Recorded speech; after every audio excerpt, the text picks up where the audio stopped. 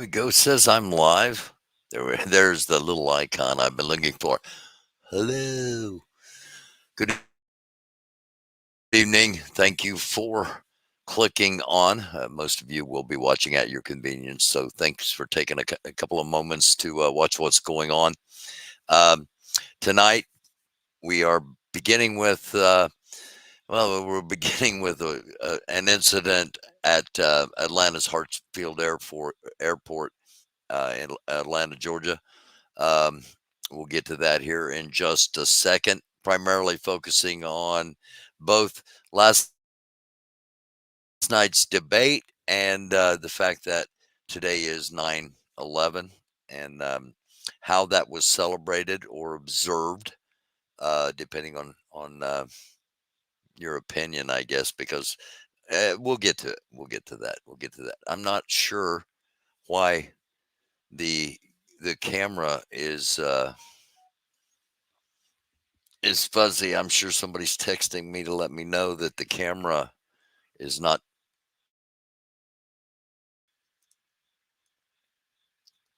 I'm not sure why. I think there. All right. I had to make a small adjustment. Yes, thank you. A little fuzzy, and that's not intentional. Hi, not going away. Thank you for being here again. Thanks to all of you for being here. Going to try to keep it as condensed as possible. So this probably won't last over maybe 7 hours. I kidding. I kid. I kid because I care. Pat Tolliver, thank you for checking in. Always appreciate everybody checking in. And as I said, let's start out with what happened at um, Atlanta's Hartfield Airport. Make sure I get that right. Let me get out of the way here, and we will roll along with a few stories, including this. Two Delta planes collided while taxiing at Atlanta's Hartsfield-Jackson International Airport. The wingtip of a Delta Airbus clipped a Delta regional jet, knocking the jet's tail off. Social media posts show the vertical tail of the regional jet separated from the rest of the airplane. A Delta spokesperson says no one was injured in the collision and passengers were taken back to the terminal. The Federal Aviation Administration is investigating, and Delta says it's cooperating with the National Transportation Safety Board. So, the potential reason not to travel. Um, California. Hold on a second. We are going to the next story here. Let me get this. All right, there we go. Am I where I need to be? Yes. Um, One of the things that apparently really got under Donald Trump's skin last night during the debate was the talk about people leaving his rallies. So that I did a search, not on Google but on X, um, people leaving Trump's rallies, and I found uh, Trump is still talking. Hundreds are leaving, lining up for buses to leave Trump's low energy rally, and you can indeed see that there are a lot of people lining up to leave by bus, allegedly. And but the thing I want to show you is this was September 26th, 2020. So just under a year, or just under 4 years ago, we were talking about how low energy Trump had become and how the rallies were not what they had been in the past. Of course, COVID was these were people coming out despite COVID. And I just want to show you one more thing about people leaving Trump's rallies. Um, this is the rally in New Jersey where he said he had over 100,000 people there. Um, you can see him on the big screen still speaking, and this is 33 minutes long, so I'm not going to show you the whole thing, but I do have a 1 minute 6 second version that I will show you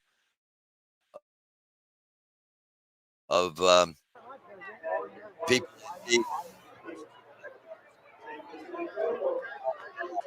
um, well ahead of the end of the. Yeah.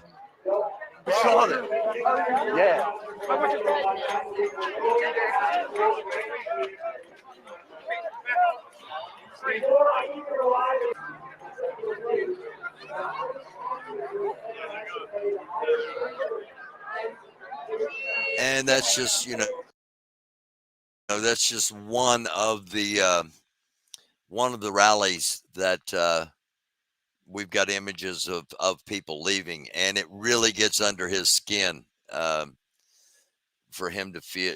That's his marker. That's his pride and joy is his rally crowds. It's odd. It's really odd, but nonetheless, it's very much real. And by the way, stick around to the end because I've got a real quick political lesson at the end that's done in an enjoyable way. Um, let me get reset here because I'm producing and hosting all at the same time. And again, thank you for your patience as I get set up for what is to come. And we are going to listen here to just a couple of minutes of this. This was Good Day New York, which is a well-known TV show in New York City. This is their broadcast from September 11th, 2001, 23 years ago. I did an episode a couple of years back about my experience being on the radio, um, doing a morning show, just getting ready to wrap it up as all of this started happening, and how we ended up being there and on the air for about 12 hours that day and about 12 hours the next day. Um, there was thoughts at one time that the plane that um, crashed in Pennsylvania was possibly heading towards us or towards Chicago. So there was a lot of speculation going on and during that time period. But I found this really interesting. Again, I'm going to play just the first couple of minutes of this. But it's interesting that he observes because a lot of people think that this was an inside job. All right. Now this isn't about conspiracy theories or anything. This is about honoring 9/11 at the moment. But it's odd that he talks about uh, how he can see some of the structure looks like it might have been blown out, and mm, the main things he is seeing is inbound. He did not see the plane crash into the building, but they heard it, as you will hear described right now. Jim, just a few moments ago, something believed to be a plane crashed into the south tower of the World Trade Center. I just saw flames inside. You can see the smoke coming out of the tower. We have no idea what it was. It was a tremendous boom just a few moments ago. You can hear around me emergency vehicles heading towards the scene. Now, this could have been an aircraft, or it could have been something internal. It appears to be something coming from the outside due to the nature of the opening on about the 100th floor of the south tower of the World Trade Center. Police vehicles and fire vehicles are zipping by me here. We just have no idea.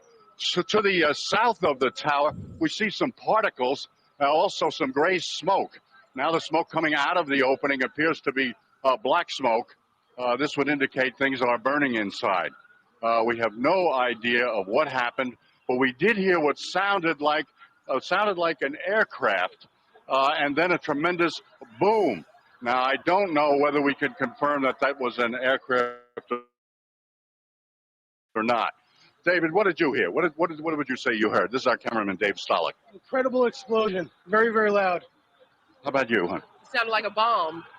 Well, it could be. It could be something internal as well. There are pieces of the superstructure of the World Trade Center sticking out, but a lot going in. As I say, this appears to be about the 100th floor of the South Tower of the World Trade Center.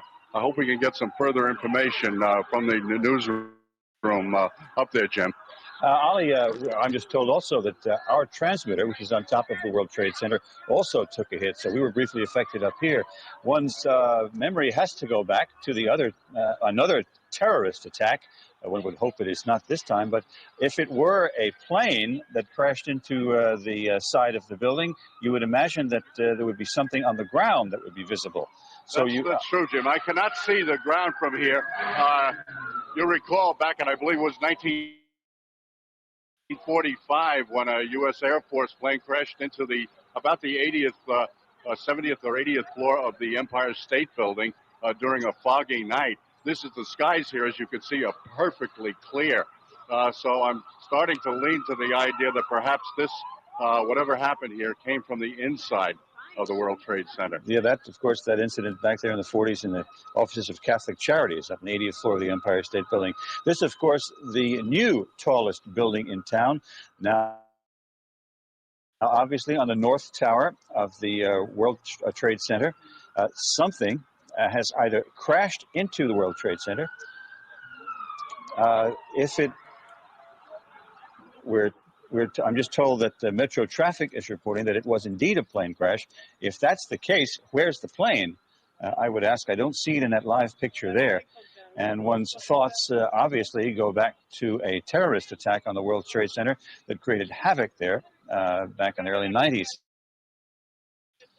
Ali, any new developments that you Jim, can see from your vantage point? You can see flames now. There is a fire going on at that site. We don't know. Are you saying that Shadow Traffic is saying something about a plane? Shadow Traffic is telling us that it was indeed a plane crash. Metro Traffic, I'm sorry. Metro Traffic is telling us that it was indeed a plane crash. Now, I understand that you are over by City Hall, having been reporting on the political developments.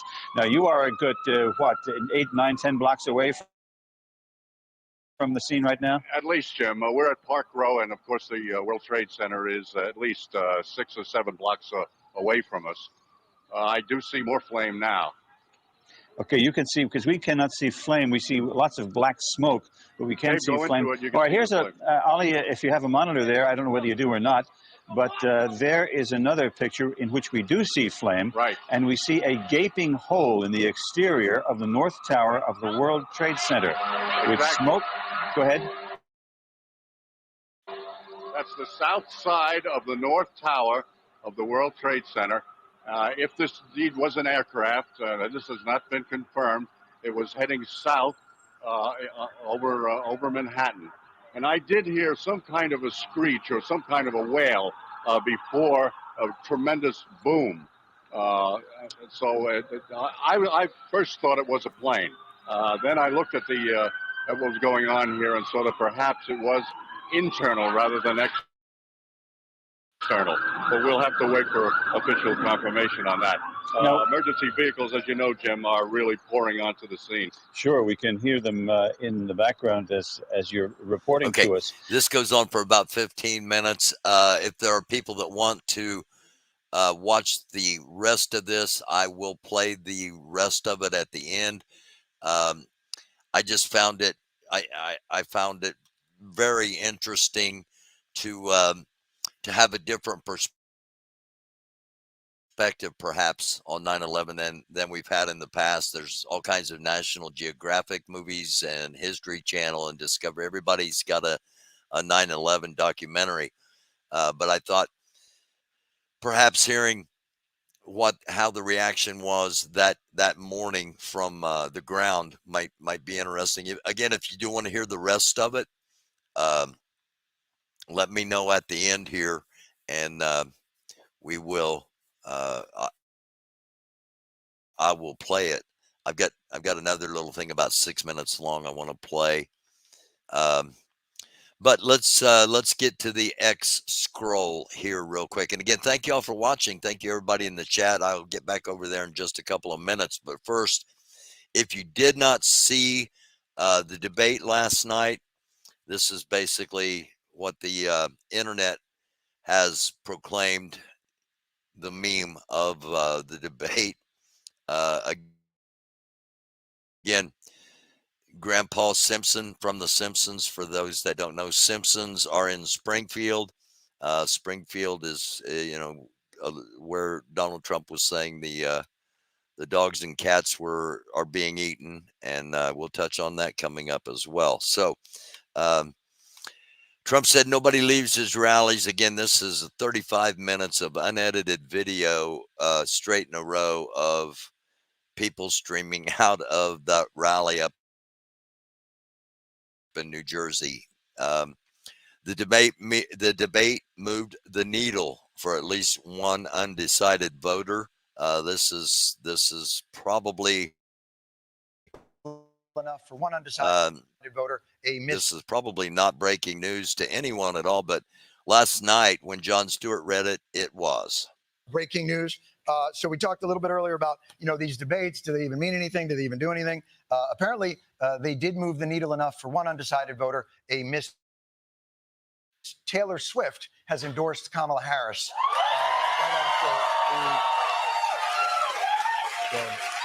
That's what happened.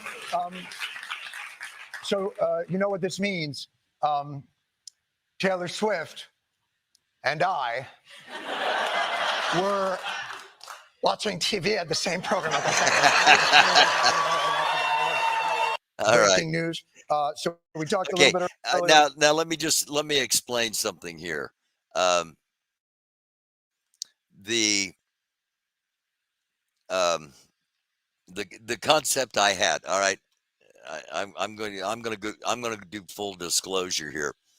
The concept I had was, okay, Taylor Swift endorsed Kamala Harris, and her fans are like 10 to 13 years old, and none of them are going to be voting. I learned that was incredibly ignorant of me to think that way.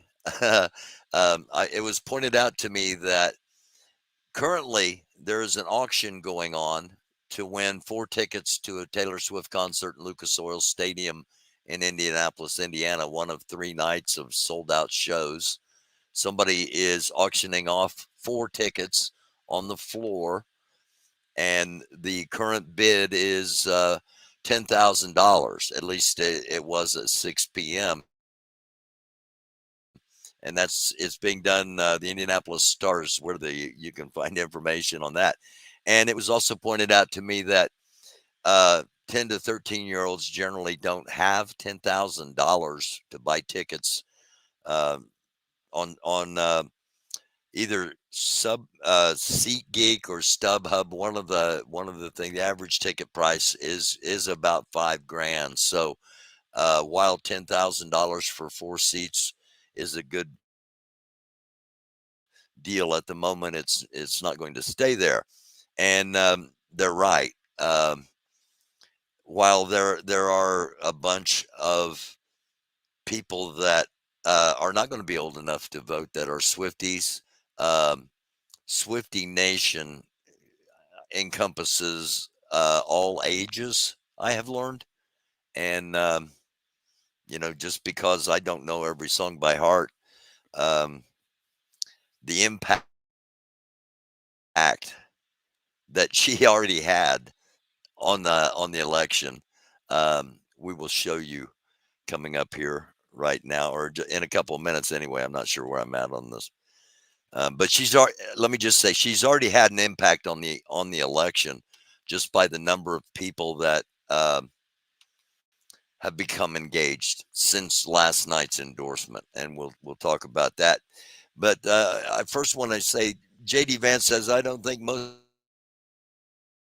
Americans are going to be influenced by a billionaire celebrity who is fundamentally disconnected from the interests and problems of most Americans.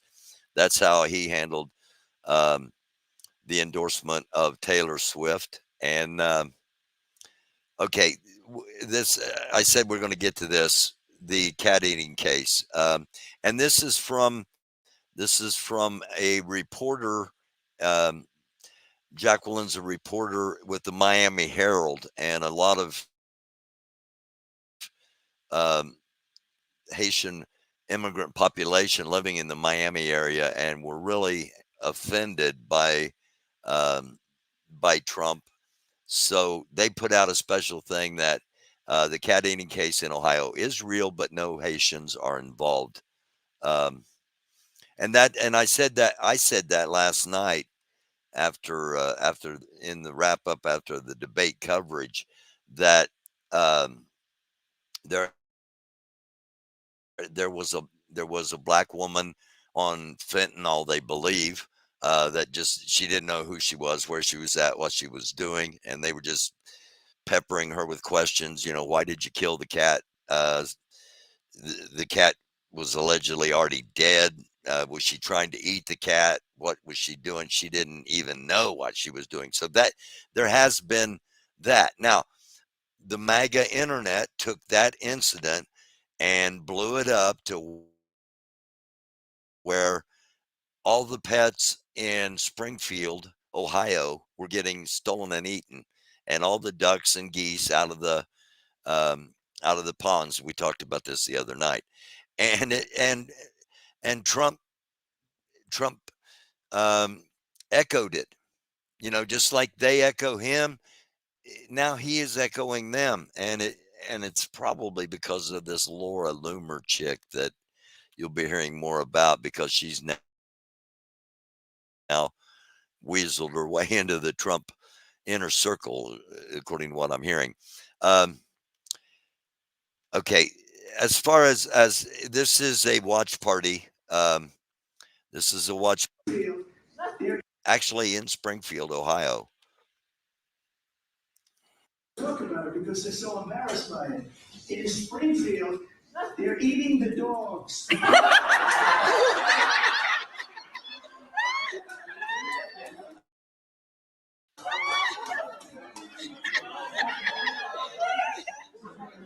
There you go. So, um, not a good night. Frank Luntz said he interviewed a CEO in Springfield who said, quote, our Haitian associates come to work every day. They don't have drug problems. They stay at their machines. They achieve their numbers. They are here to work. It's a sharp difference from what we're used to. For Frank Luntz, a well-known Republican pollster. And you can see examples of them in churches and volunteering, and they're grateful to be here.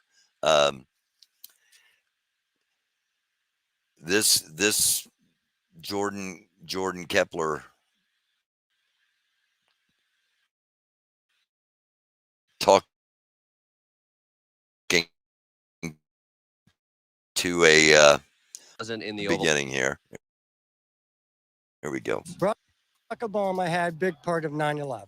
Which part? Not being around, always on vacation, never in the office. Why do you think Barack Obama wasn't in the Oval Office on 9/11? That I don't know. We'd like to get to the bottom of that. Barack Obama Okay, had. I can help the dude out. I can get him to the bottom of it right now, and just in case you happen to be watching, which is like a 12 million to 1 shot, if not greater. He was not the president in 2001. That's why he wasn't in the Oval Office that day. But these people vote. Vance continues to push the claims that immigrants are eating pets. This was last night. Caitlin Collins called him out on it after the debate. She said, if someone calls your office and says they saw Bigfoot, that doesn't mean they saw Bigfoot. You have a sense of responsibility to not promote false information. He really doesn't. He really doesn't have that sense. That's why Tim Walz is going to be a much better vice president, because you have to have a sense of responsibility to not promote false information. Instead, they trumpet it. Pardon the pun. You probably have not seen this, but last night the Kamala Harris campaign put on a drone show in Philadelphia This was for those outside. And here's a brief clip of that show. Let's start at the beginning here. And I also want to say, if you really want to see what was going on outside, you got to go to Anarchy Princess after we're all done and wrapped up here. Anarchy Princess's channel. She was outside before the debate, had a really good live stream going, and then ran out of juice. Came back on a recorded video that premiered tonight. So if you want to see what happened, what was really going on outside the debate ahead of time, I'd recommend you check out Anarchy Princess's channel. In the meantime, here's part of the drone show from last night.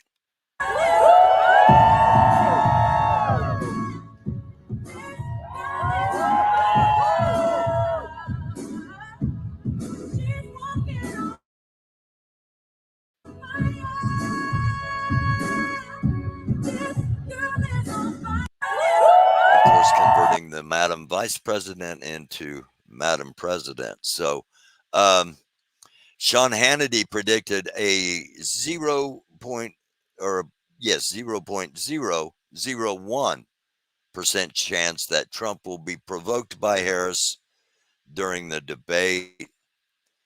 Sean, what did you say exactly? Do I think that she will be able to rattle him in any way? No, I would argue right now the chance is 0.001%. Do I think he will be respectful? I do. Well, he did absolutely none of that. For those of you that have not seen the debate, she baited him and spanked him, and then she baited him and spanked him, and then she baited him and spanked him, including using Wharton College, where Trump brags about having gone, and that he was at the top of his class and all of this. And the grades have been released. Just they're not hard to find. And one of the Wharton professors decided that they would indeed come on and put up some receipts, I guess is what the kids say. Harris's proposal increases the deficit by $1.2 trillion, which is a crap ton of money, with low and middle income households benefiting disproportionately. I'm all for that. Trump's proposal increases the deficit by $5.8 trillion and benefits the upper 1%. And you can see the entire Penn Wharton budget model. So, again, just in case you're just joining us, I've got tons of footage. We've already shown this in its entirety of when people left the Trump rally in New Jersey, that he said there were 100,000 people there. That's been debunked. There's also a question about, again, 9/11. All right, that's part of what we're doing here. And during the moment of silence, you see the people that have no couth. All right, for lack of a better term, they have no couth. They have no awareness. They have no concept of being solemn, of understanding that respecting those that lost their life should be significant. By the way, if you're wondering what Donald Trump did on 9/11, he called into a radio station and bragged about how the fact now that he had the tallest building in Manhattan since the towers had been taken down. That's fact. You can look that up too. This is a picture taken as they had the moment of silence. And you see this guy. You see this guy. Not sure what this guy's doing. this guy, this guy, and this guy. Make of that what you will. Especially those of you that, never mind. I'm going to tell you what to think or how to think. Just going to give you this and say, it's just something to think about. On this day in 1927, that would have been June 1st of 2020. On this day in 1927, Fred Trump, the father of Donald J. Trump, who was the president of the United States on June 1st, 2020, his father on that day was arrested at a Ku Klux Klan rally. Here's one of the news articles from that rally. Fred Trump of 17424 Devonshire Road, Jamaica. That's not the island nation of Jamaica. That is New York City. Was dismissed on a charge of refusing to disperse from a parade when ordered to do so. That parade, of course, was a Klan rally. So when Donald Trump was talking about Kamala Harris's dad being a communist, a communist economics teacher at Stanford University, was a member of the Ku Klux Klan, and there is evidence of it, but they didn't go down that path. They took the high road. We've had the Lincoln Project on here. We've featured the Lincoln Project more than once. Here is their latest 26-second effort put out immediately after last night's debate. And this, do you ever look at someone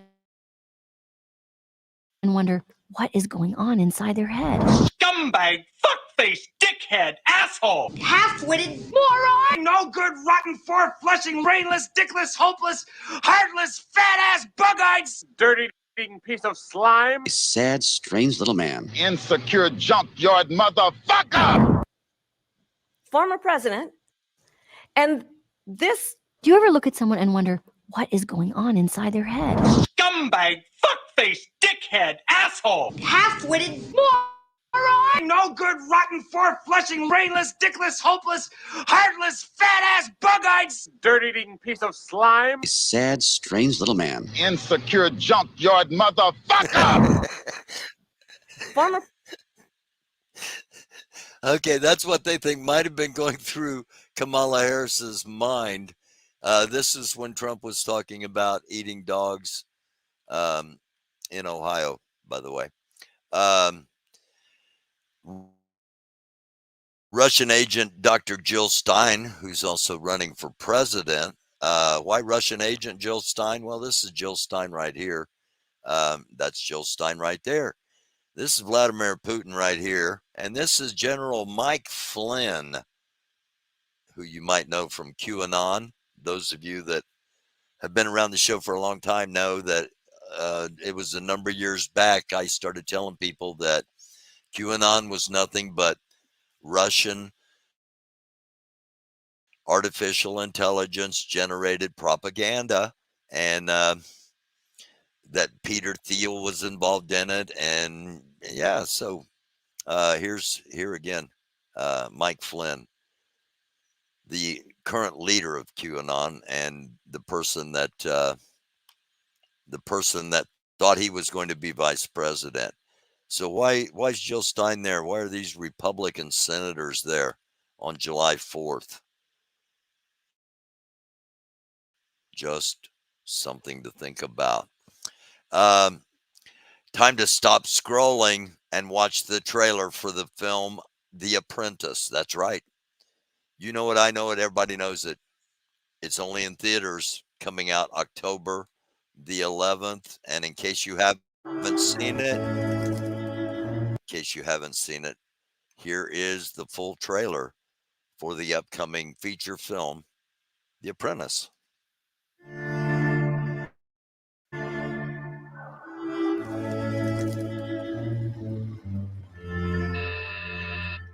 Yes. Hello, this is Donald Trump from Mr. Cohn. Thank you so much. Donald who? 1, 2, 3,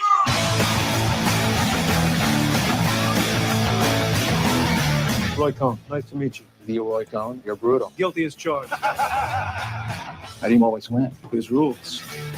The first rule is attack, attack, attack. It's going to be the finest building in the city, maybe the country. In the world.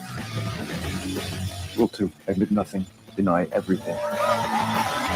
There's never been anything like this magnitude, this quality. Ooh, cheese balls over here. What are you doing? You want one? No, it looks totally disgusting. Cheese balls. Rule 3, no matter what happens, you claim victory and never admit defeat. You have to be willing to do anything to anyone to win. You have a big ass. You got to work on that. Your face looks like an orange. Attack, attack, attack. Deny everything. Admit nothing. Never admit defeat. What if you lost your fortune today? Well, then maybe I'll run for president. I don't know. I say, if you're indicted, you're invited. In theaters, October 11th. Interesting. All right. Again, let us know what you think in the comments. And again, thank you for watching. Those of you watching live, those of you watching at your convenience, thank you very much as always. All right, a little off of the two topics tonight being 9/11 and the debate. But U.S. Secretary of State Blinken and UK Foreign Secretary David Lammy will travel to Kyiv to inform Ukrainian President Zelensky that restrictions on use of long-range missiles against Russian territory will be lifted. So, and this comes from House Foreign Affairs Chairman Michael McCaul, who made this clear in an Axis interview. So, assuming this is a true report, despite it being from a Republican congressman, if this is indeed true, this is going to totally change things potentially in Eastern Europe between Russia and Ukraine, because it won't take, Ukraine is not going to take 2 or 3 weeks to get ready and decide what targets they're going to hit with these long-range missiles and things like that. No, as soon as they get the green light, missiles will be in the air. The targets have already been acquired, and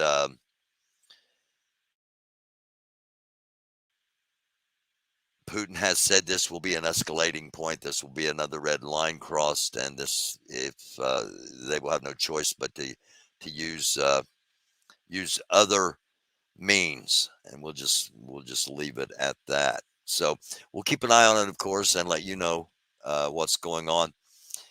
Back down in Miami-Dade cops arrested Tyreek Hill. For those that do not know who Tyreek Hill is, as these cops did not, they had no clue who this guy was. He was a black guy in a Lamborghini, and he was wearing what is known as a wife beater and some tattered blue jeans, and he was on his way to play in the football game on Sunday against the Jacksonville Jaguars in Miami Stadium. The reason the police were out there was traffic control for the stadium. Here is one body cam of what happened.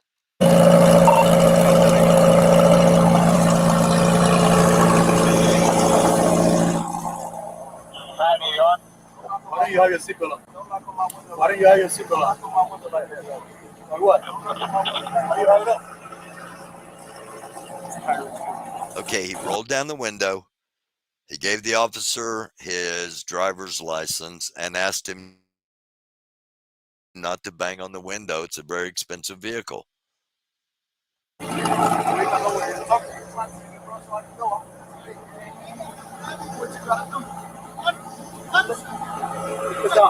Hey! Keep your window down. Okay, he's rolled his window back up because he's calling his agent. The first thing a professional athlete is instructed to do when they're in a situation like this is contact your agent. So your agent knows the situation. That's what you're paying the dude for, or the woman for. They know what the situation is and they know how to deal with it. Currently, he's on the phone with his agent. His agent, by the way, is Drew Rosenhaus, one of the most powerful agents in sports.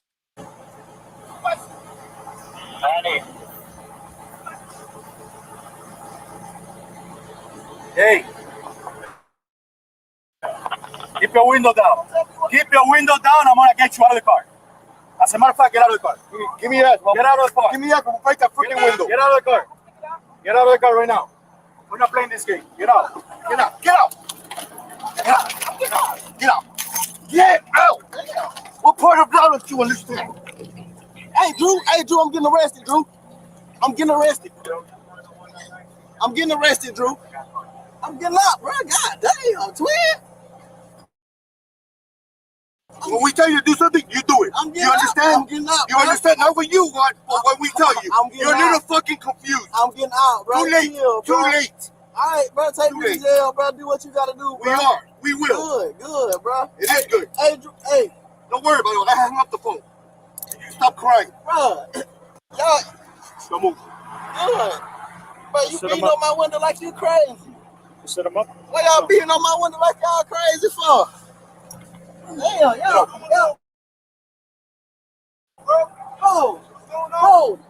Bro, dude, beating on my window like he crazy. I ain't do nothing, twin. Damn. Okay, two of his teammates will pull up. One of them is Calais Campbell. He's 6'9" and weighs 315 pounds. He is also the Walter Payton Man of the Year, the NFL's Best Citizen Award winner. And for the first time in his entire life, he ends up handcuffed because of this incident while he was trying to detain police, or while he was trying to de-escalate the police. The other Dolphin player was, I don't remember his name at the moment. I'll tell you here in a minute. Hey, don't park there. Don't park there. Hey.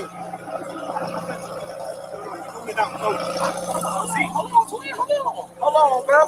I just had surgery on my knee. I just had surgery on my knee, bro. I just had surgery on my knee, bro. I just heard you in your ears when we got there. Chill, bro. Chill, bro. Hey, don't do, bro. Back up. Hey, call Drew. Call Drew. Call Drew. Call Drew. Call Drew. Hey, call Drew. Call Drew, bro. Call Drew. Call Drew. Hey, call Drew, bro. Hey, what? Hey, call Drew, bro. Just call Drew. Hey. I'm not doing anything. I'm not doing nothing. What am I doing this? Hey, listen. Hey, listen. Hey, man, they got Tyreek. The cops over here beating on him, man. They over here beating on Tyreek, man. Don't park there, man. Just get in the car. Hey, Drew, you gotta come, man. Just get in the car. Right out the side, on the side of the Hey, get in the car. You're parked in the middle of the street. I'm in the car. You gotta go before you get a ticket. Hey, I'm in the car. Who's the driver? This is my car. All right, move. You gotta move right now. Let me have your license. You're gonna have ticket too. Let me have your license. You're gonna have ticket. Let me have your license. I'm leaving. Hey, let me have your license. Your license right now. Your license right now. You're not gonna give me your license? Hey, you're not gonna give me your license? I'm leaving. Let me have your license. Your license right now. Hey, your license right now. Or I'm gonna lock you up. Your license right now. Your license right now. You're dealing with me now. Your license right now.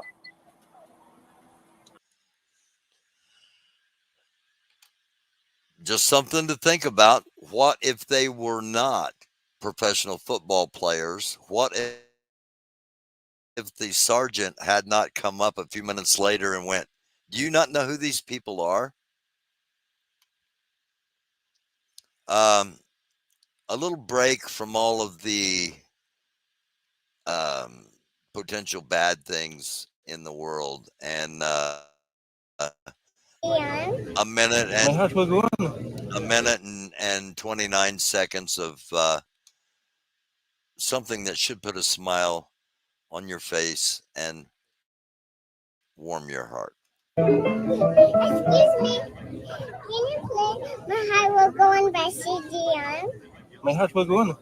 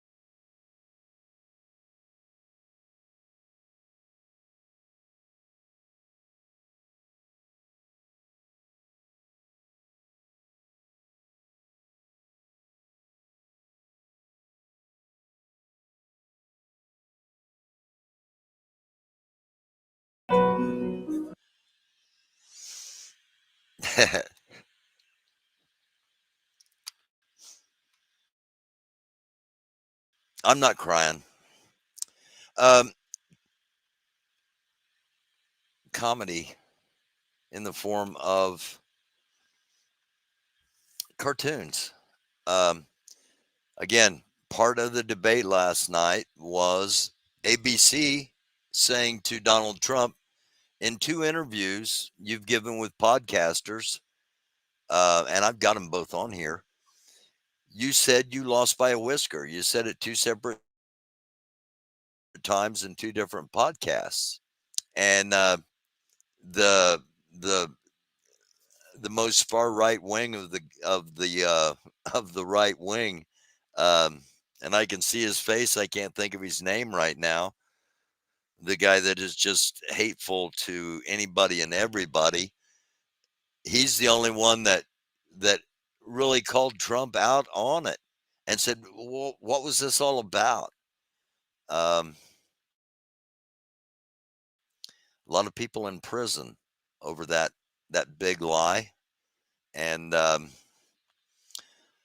it's interesting that mainstream media doesn't make a bigger deal out of that. Donald J. Trump, on Twitter said, an interview by Tucker Carlson on an election expert said 20% of the mail-in ballots in Pennsylvania are fraudulent. All right. Here we go again. Where's the U.S. Attorney General, FBI to investigate? Where's Pennsylvania Republican Party? We will win by a lot unless the Dems are allowed to cheat. 20% of the ballots are allegedly fraudulent. Pennsylvania hasn't even started mail-in voting yet. So he's already sowing the idea that the election is rigged. And again, he's not getting pushback. Trump on the jet tonight. This is from September 7th. There's absolutely nothing wrong with that ear. Again, just give you things to think about. Don't tell you what to think or how to think, but think about that. And again, just, let's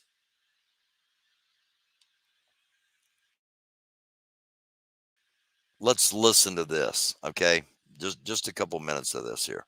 And we will not stop until The Handmaid's Tale is a reality. And even worse than that.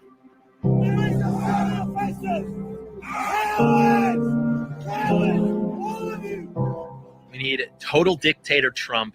I seriously, and there's no argument against it. Oh, the Constitution says this. It's like the Constitution is invalid. Donald Trump carries the prophetic seal of the calling of God. If you are anointed by Yahweh for a specific plan and purpose, you are a Messiah. Men make stronger leaders. Men are just better. Men are awesome. I am a firm believer in the patriarchy. I'm a misogynist. You could definitely claim that. You could say I'm a sexist. Absolutely. It's not enough to be against blue-haired feminism. You got to This be is the against. guy I was talking about, Nick Fuentes. Nick Fuentes is the guy that called Trump out, and nobody paid any attention. And there's a reason. There's a reason he's being propped up. Again, that is something you really need to think about. Women getting educated. Okay? Or else, what are we really trying to achieve here? 1999? We want to go back to the Middle Ages. See the whole everything going on with Roe, for example, right now, and all the left, becoming completely uncorked, losing their minds. They're saying they're coming after your gay marriage next. They're coming after your birth control after that and everything else. Well, you know what? Yeah, absolutely. There was this article from The Atlantic where it's like, well, Alito is on a mission to roll back the past 100 years of rights that were given to women. Yes, that is what we're doing. And it's only going to get worse for you. They care so much about everybody voting in democracy. And it's like, if you went back to the founding, and the founding fathers would have said something to the effect of like, yeah, women and probably feminine men shouldn't be allowed to vote because then their chaotic nature would manifest throughout society. That's right. I think our government should be run 100% by Christians. No Hindus allowed, no Muslims allowed. It says, let the women learn in silence with all subjection, but I suffer not a woman to teach, nor to usurp authority over the man. So how is it that Christian women should be voting? America is a white and Christian nation, and this should not be controversial.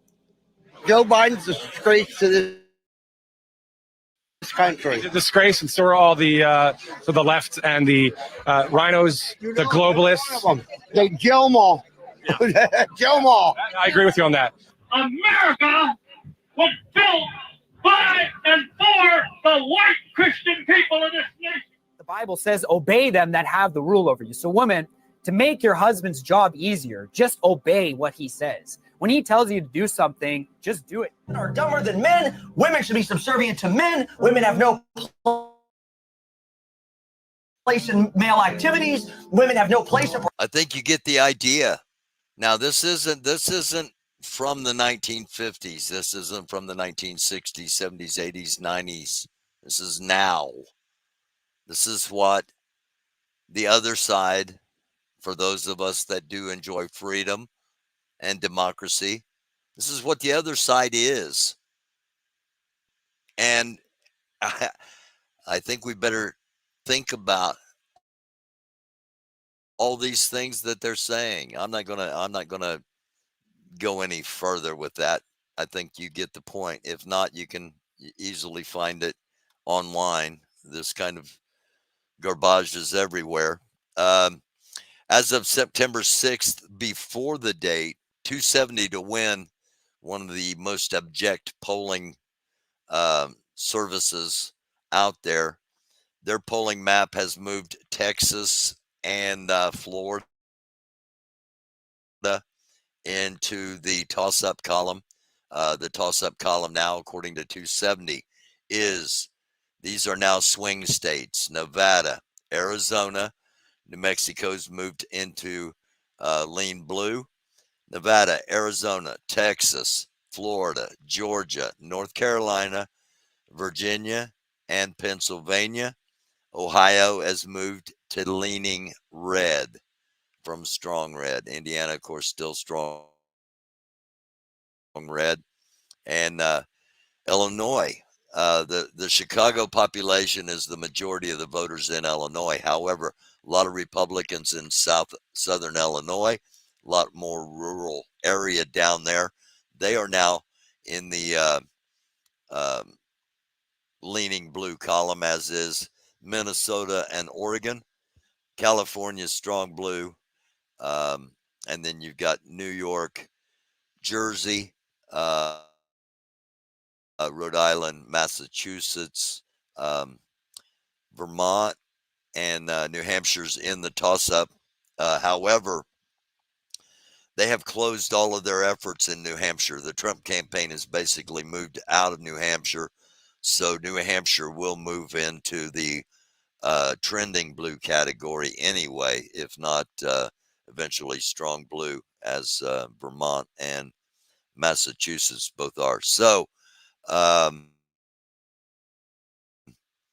the path for Trump is becoming even more and more treacherous. Again, 270 to win. Safe, likely, lean, and toss up the palette of that particular poll from 270 to win. Comedian Jim Brewer reveals that the names on the Epstein list are so powerful and influential that their exposure could bring down governments and topple the entire entertainment and music industry. In case you're wondering why we will never know who's on that list, Jim Brewer has an idea. Names are true. And I'm going to tell you right now, there's some names on there that when I say broke my heart, it breaks my heart. They're huge actors, huge musicians, huge. And the thing is, it's out there. The list is out there. I've seen it multiple times. And like I said, it started 2 years ago. It's up to you to go look for it. We talked about this 2 years ago, those that watched the show. And so many of you are not ready. If it was true, which is a little weird that the whole, yeah, as a human trafficking trial, it's not so. Let's talk about abortion. Let's talk about gun laws. Let's talk about Ukraine. No. Let's talk about that. Why aren't we talking about that? I'll tell you why. It has the potential to collapse governments, music industry, film and TV industry. Do you realize the magnitude? We're talking like, okay, here's Hollywood, here's government, including ours, and here's all of Hollywood and all the biggest musicians you grew up going, I love them, and all of a sudden just gone. Because if I find a name, which I have to say, there's certain names, and I don't know if they're true. Nobody knows they're true until they officially come out and go, yeah, it's true. It's on the internet, some guy reading the names, reading them. He read them. But here's what's interesting. Nobody that has been put out there has claimed, hey, man, this stuff is all BS. Stop including me. I haven't seen it.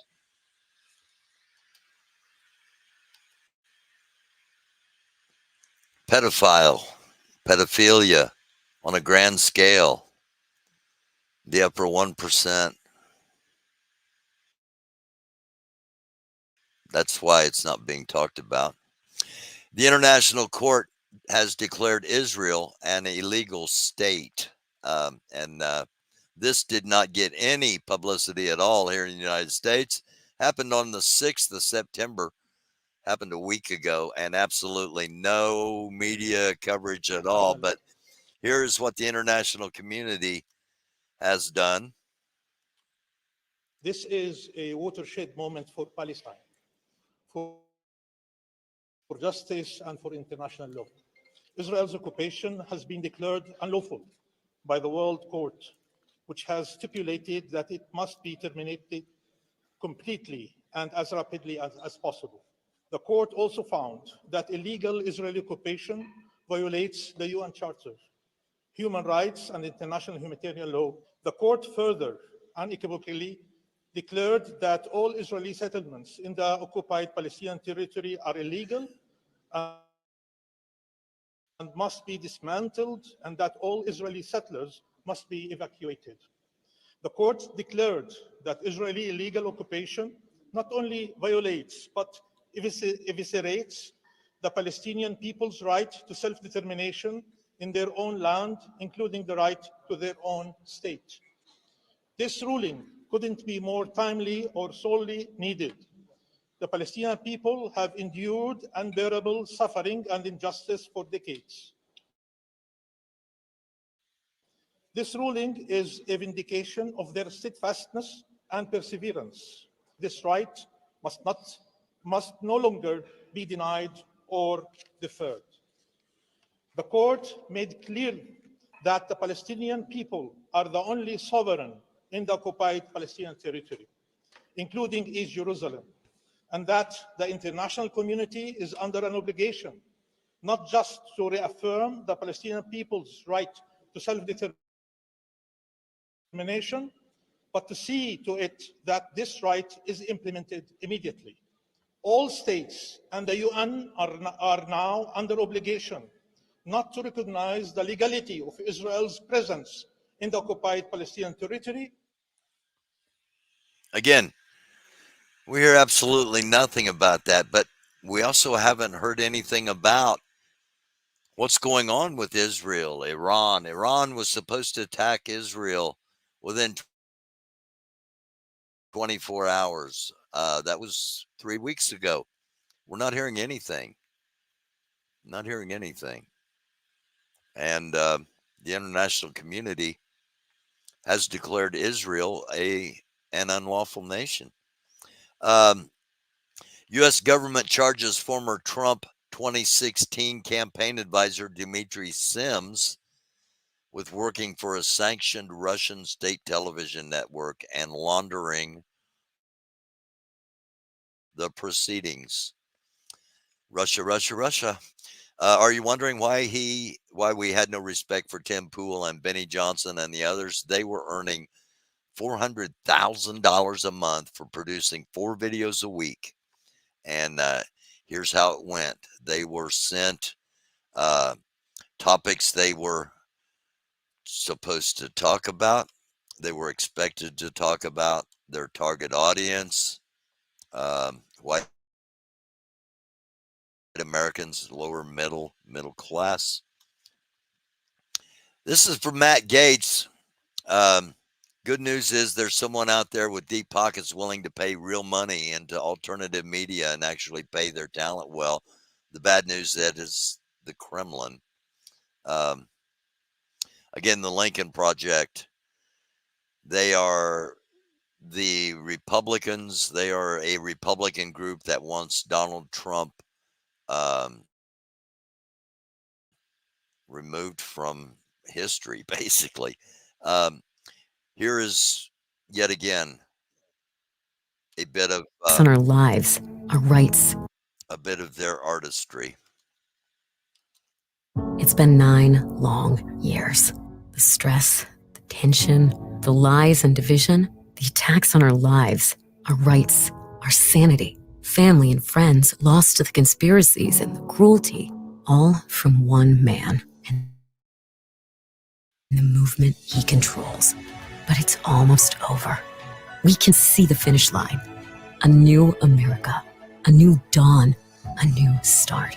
Unity, joy, strength. It's coming, but we're not done yet. There's hard work ahead, but we take nothing for granted. Trump is failing. America is winning. We're close. It's coming. Now, it's up to you. Volunteer, give, vote. Because there's nothing more patriotic than standing up for the America we can be.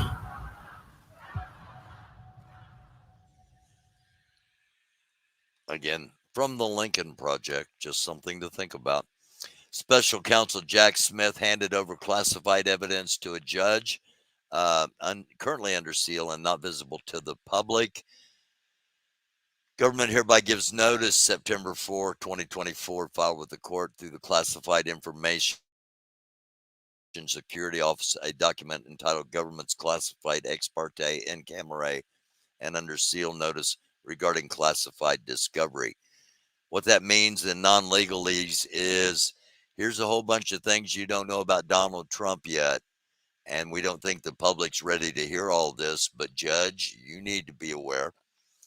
From Barack Obama, it doesn't have to be this way. From Vice President Harris, it is an outrage. It is outrageous that every day in our country, parents have to send their children to school worried about whether or not their child will come home alive. It's senseless. We have to end this epidemic of gun violence in our country once and for all. If you see something, say something. This came from Homeland Security. Help protect your community and places of worship. They are particularly worried about mosques and temples, basically attacks from the alt-right on religious institutions that are non-Christian. For those of you that question if you can do something, remember that if you believe you can do anything.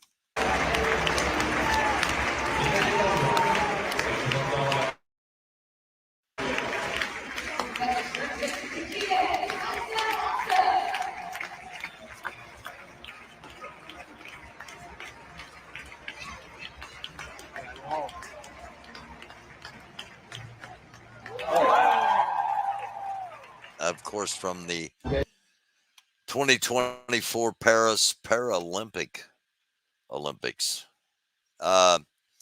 Trump admitted to interfering in the 2020 presidential election in a Fox News interview. Here's what he said. Whoever heard you get indicted for interfering with a presidential election where you have every right to do it? You get indicted and your poll numbers go up. When people get indicted, your poll numbers go down. Whoever heard you get indicted for interfering. Okay, get indicted for interfering with a presidential election where you have every right to do it. You don't. Okay, that's the whole key right there, is you don't have any right to interfere in an election. And even the Supreme Court did not give you that right when they gave you a whole shitload of immunity.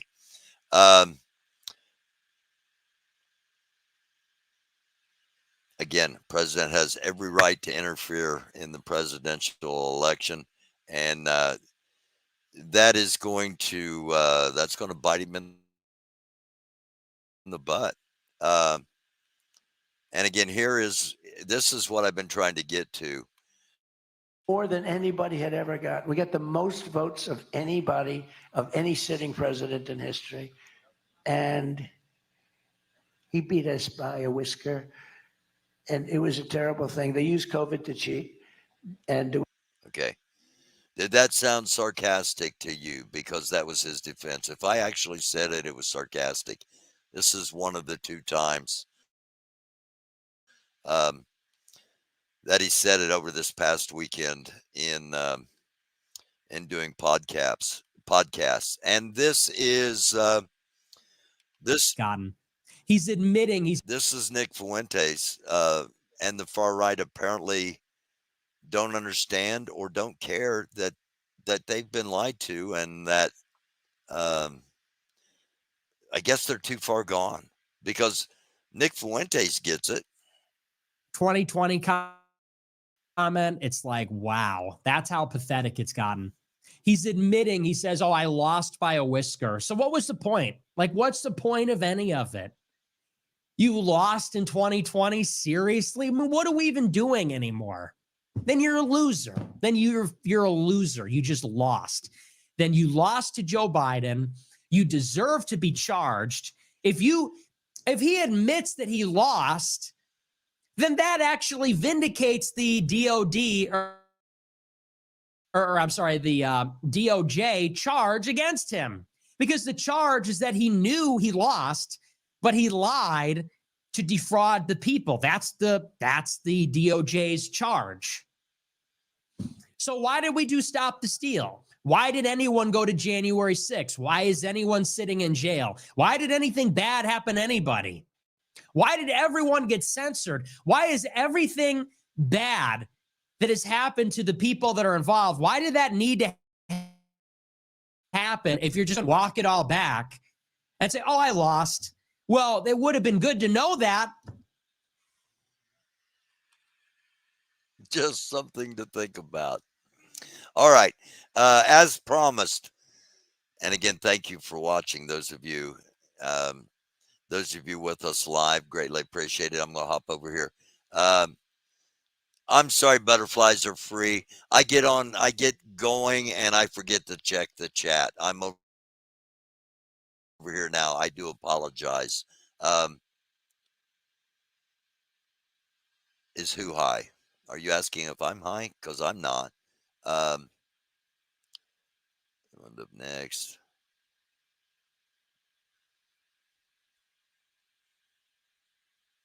He's been doing that since 2015. Yes, he does. He wants to be a dictator. No doubt about that. And I apologize. I'm going to do better on checking the chat. We'll be back on Friday night at 9. I'm not done yet, but we'll be back on Friday night at 9, and I promise I'll do a better job checking the chat. I said earlier, if you stuck around to the end, I was going to give you a political lesson here in an entertaining way, and I'm going to do that. And then after that, if you still are hanging around, I'll go ahead and play the other 10 minutes of what happened in New York City on the morning of 9/11, according to Fox's Fox 5 in New York. But right now, one of my favorite TV shows of all time is a show called The West Wing, and it's about the government of the United States. It's about probably 30 years old now. But nothing has really changed other than the involvement of MAGA.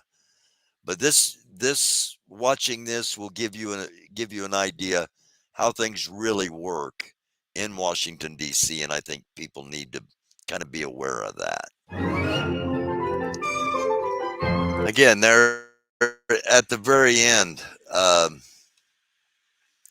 They remind us of what a president should be, and the importance of the position, the seriousness of the position, and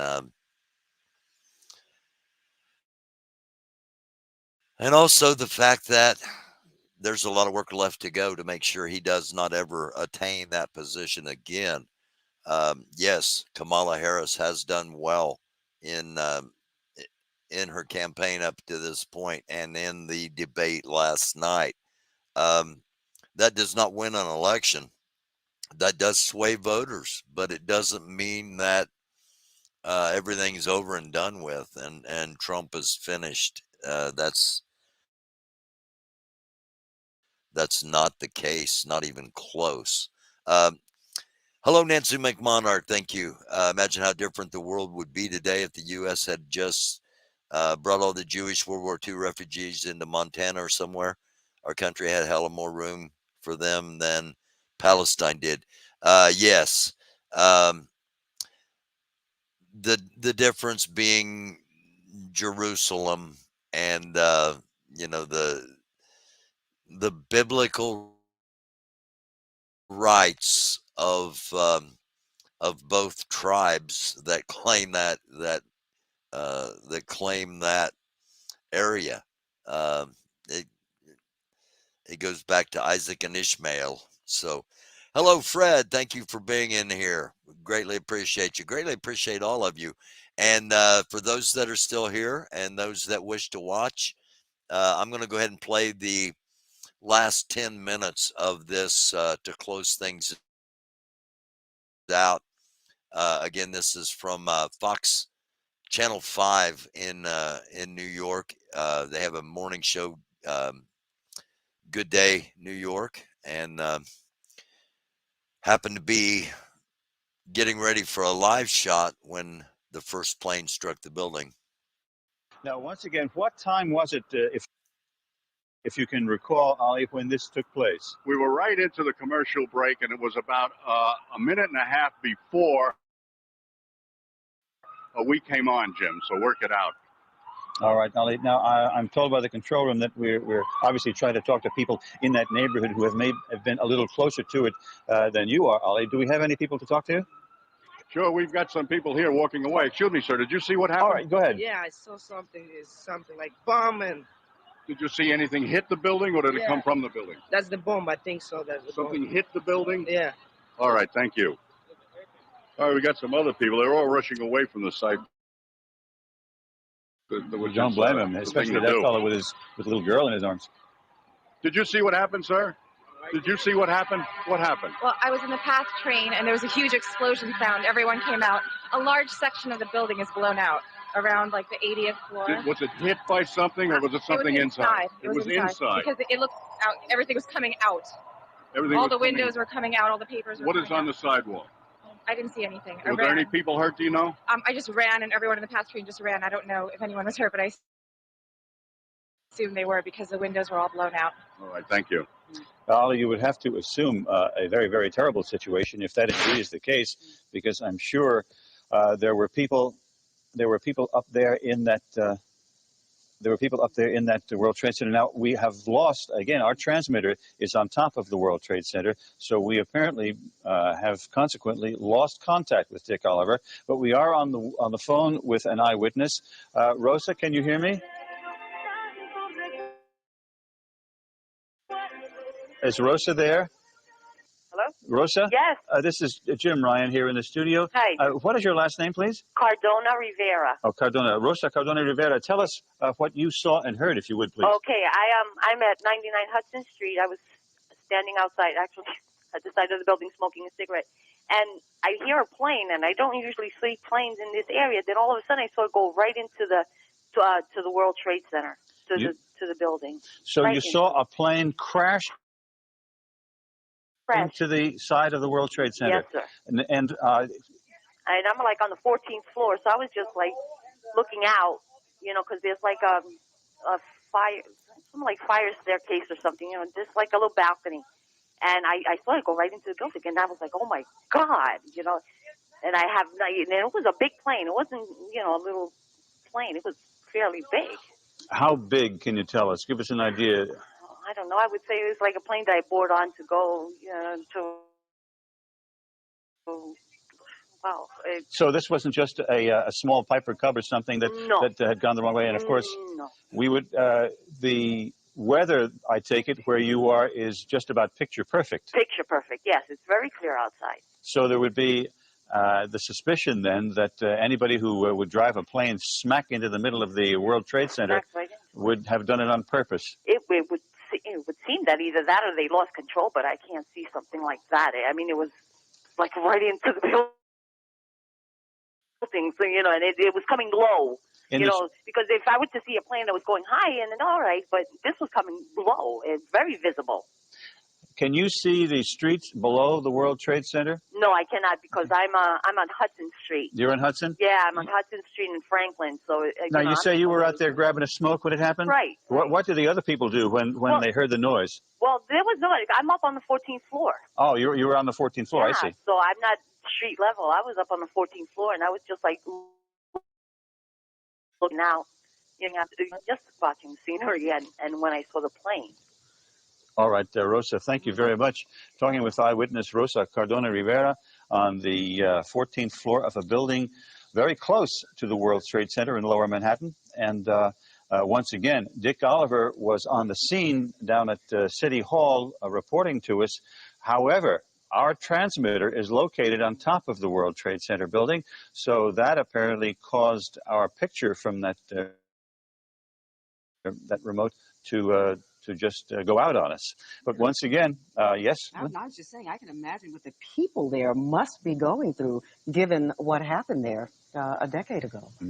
Yes, Dave? Well, a couple of things. Number one, if it indeed was a plane, the FAA or the control towers at one of the three major airports should have record of what's in the area. Sometimes they do vector planes around the southern tip of Manhattan.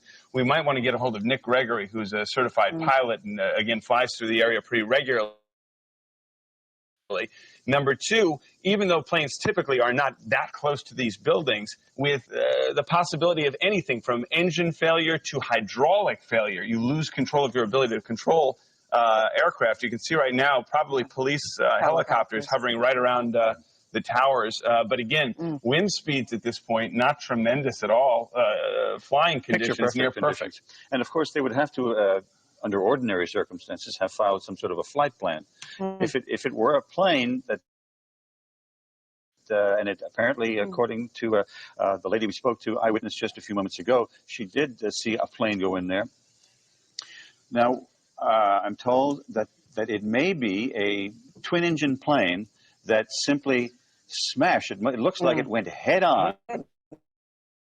Yes. Smack into the World Trade Center building. One could only expect, given the weather condition, given looking at that picture live right there, that it went smack inside the World Trade Center.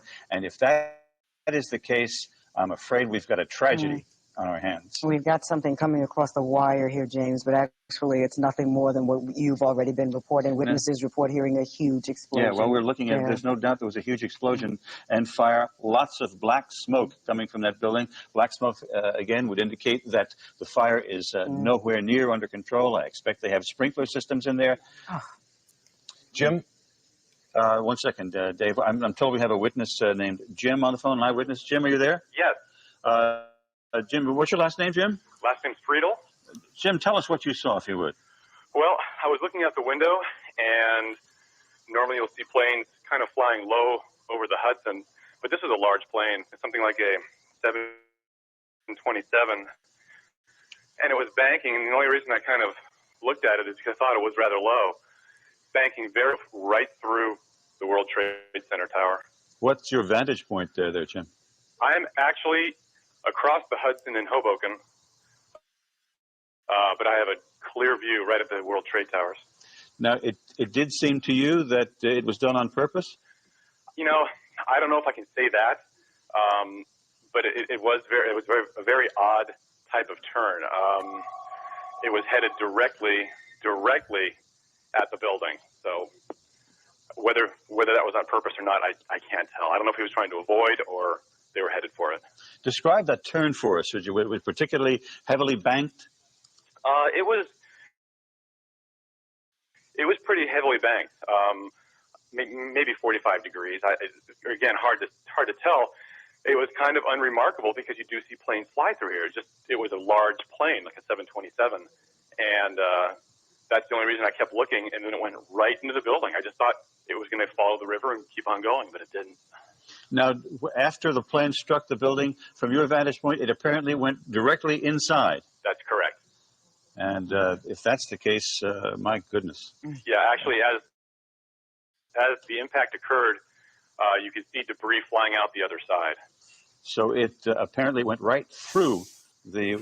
We're looking at a live picture of the building right now, Jim, and what would you say that would be about the 90th floor or so? Yeah, I can't tell if it went right through, but certainly debris was shot out the other side of the building. Did you hear anything when it took place? Did you hear the crash? Yes, I did. In terms of anything beforehand, though, no. I mean, I couldn't tell if the plane was in distress or anything like that. But certainly when it hit, there was a large explosion, and again, you had smoke and debris coming out the other side as well. All right, Jim, thank you very much. I've been talking to Jim Friedel, eyewitness who witnessed the crash from Hoboken. Thank you, Jim, very much for giving us what you saw and heard. Again, just a few minutes ago, apparently a large plane, according to that eyewitness, Jim Friedel, vantage point from Hoboken, that as you look at the picture from our chopper now arriving at the scene, Jim Friedel in Hoboken said it appeared to bank sharply and smash directly, perhaps purposefully, into, oh my goodness. There we go. There's another one. Oh my goodness, there's another one. This seems to be on purpose. Oh my goodness, Plane? Now it's obvious, I think, that there's a second. I remember that moment. Um, I yes, I, I remember being on the air and the second plane hit, and there was no doubt that this is intentional, and everything changed. Everything changed at that moment. All right, the um, the thing I want to end with, the thing I want to leave with, is that October 7th is coming up. October 7th is the date that the Hamas organization left the Gaza territory and went into Israel, kidnapped several hostages. October 7 is that date, and that date is going to be coming up here soon. There's already been one terrorist plot out of Canada. A guy in Quebec, Canada, was planning to come to New York City and kill as many Jewish people as he could on October 7th. Fortunately, undercover police officers, he ended up contacting them to try to get AR style weaponry and ammunition, and that's how the plot was uncovered. That is roughly a month ahead of the election. If something goes off on October 7th and it's something severe enough that it locks down the country in a way 9/11 did, there may not be an election. It may be delayed, and that could possibly lead even more chaos. So I've said this multiple times, but perhaps these are the good old days, and perhaps things are not going to be as good as they are right now, despite how you might think things are right now. Things are peaceful in our country at the moment, relatively speaking.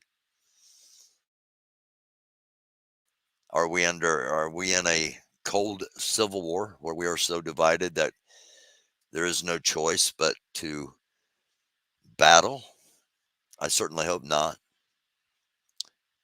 But after that one segment tonight where I kind of showed you, those that have never seen the dark underbelly of the far right, I showed you about 3 minutes worth of it. And should be concerning, it, in my opinion. It's definitely something to think about. So thank you. I got done in just over an hour and a half, and that was with playing some extra stuff. So thank all of you for being here. Was on the phone with Dad when the second plane hit. Oh, hell no, we're in a war. Yeah. And then of course find out about the Pentagon after the fact, and then Shanksville. The one that didn't hit. Allegedly, there were supposed to be 8 planes hijacked. They were going to be targeting the World Trade Center, the Capitol, the Pentagon, the White House, the Sears Tower, and a nuclear plant in New York. So, but only 4 of the efforts succeeded, thankfully. Who thinks Flight 175 was a commercial plane? 175, was that the second one? It was United 11, I think United 93, 175, and God, it's been 23 years. So I'm going to get off here. I'm going to say thank you to everybody. I'll be back on unless something big happens, I'm not going to be on tomorrow. I'm going to be watching Thursday night football and having a pizza and forgetting about all of this stuff for a little while. Friday night at 9 p.m. we'll be back. Chris will be with us, and we're going to talk about terrorism and counterterrorism. And I've got a video we're going to play, and Chris and I are going to break down. And of course, we'll talk about whatever you want to talk about. All you got to do is hop in the chat and ask us a question, and we'll make sure and address it if we can. And I promise I'm going to be monitoring the OKW World Trade Center 1. So that was the second plane. Okay. Yeah, there's so many questions still 23 years later about September 11th, about the markings on what was supposed to be Flight 175, about the underbelly of that particular plane, about the physics of how the buildings collapsed, about the fact that one guy a couple of days before took out a major insurance policy that he was able to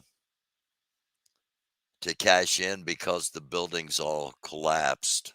And a lot of questions still, a lot of questions.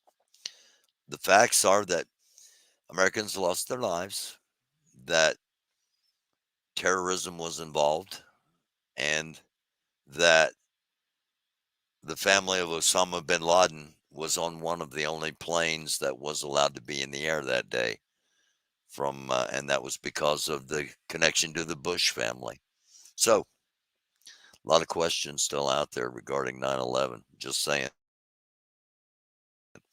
Love y'all. Thank you so much for being here. Blessings upon you. Mercy upon the United States of America, all of its people, and the concept of democracy. And until next time, it's a dark world. Try to be a light. I love y'all. Thank you very much for being here.